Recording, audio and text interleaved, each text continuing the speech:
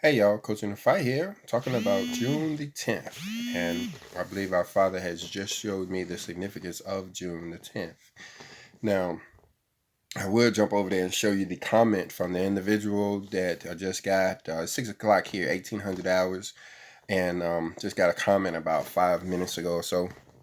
And he asked what was the significance of June the 10th. And up until that moment, I really didn't know. But I praise the Father for, what I got, because I wanted to respond to him and say that it didn't correlate to any biblical date. And you ought to take note that, if something don't correlate to a biblical date, I don't make videos about it or anything because I don't, see the significance of it. But anyway, it could be like this time when I could have actually missed a significance. But I praise the Father, He allowed me to understand at least part of it. And the significance of June the 10th, guys, what the Father just brought to my attention, and I want to give Him credit for it because I wanted to continue. But the significance of June the 10th is that it is actually the first Sabbath day after the spring festival. After the spring festivals, we just went through second Passover. We just went through unleavened bread. A lot of you guys, I want to welcome you to our channel. A lot of you guys are new to the channel because of second Passover and a lot because of first Passover.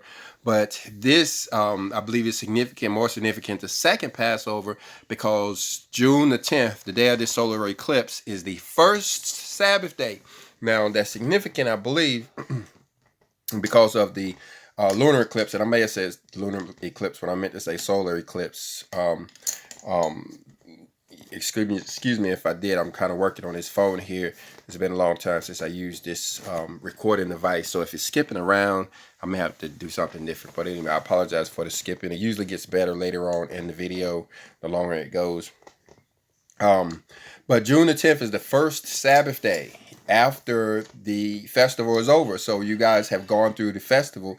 Now, many people are about to go back to sleep. They woke up, they've been woke for a week, but they're about to go back to sleep. And not that the day is significant, well, the day is significant, but the Sabbath day, you can rest on any day. As long as it's a Sabbath day, you can rest on any day. Just take a Sabbath day. Don't never work 7 days in a row. Always take a day off from work and you're good. You meet the requirements, the biblical requirements.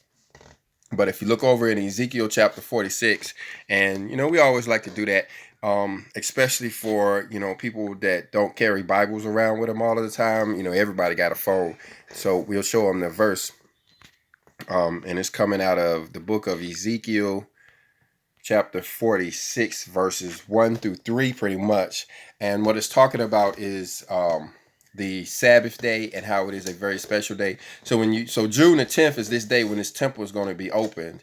So for a lot of people, the temple is actually going to close because they don't know to keep the Sabbath day. They kind of went back to sleep. They don't watch Coach in the Fight videos no more. They watch one video talking about the 144,000 or the rapture or the third temple, or half a dozen other topics all related to Passover.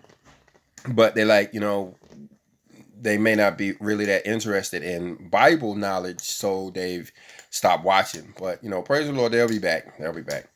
But we just wanted to show you this. Well, let me show you verse 3. Let me show you verse 2 too. You can pause it and read that if you want it. And then let me show you verse 3 that's talking about the Sabbath days and the new moon days. They are the most important days of the month. And right after the Sabbath day, June the 11th, will be New Moon Day. So it's really a wake up call. It's really a do or die time. The Father's about to see who about to make the first cut.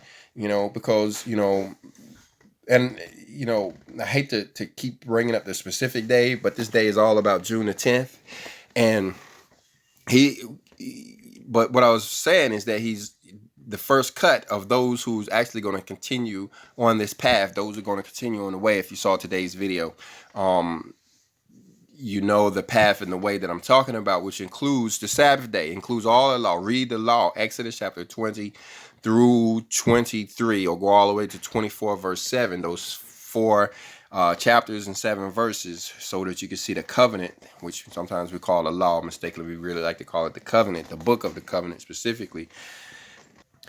So, all right. So we're gonna leave you with that. We just want to share with you that tomorrow is the Sabbath day, and June the 10th is followed on this first Sabbath day.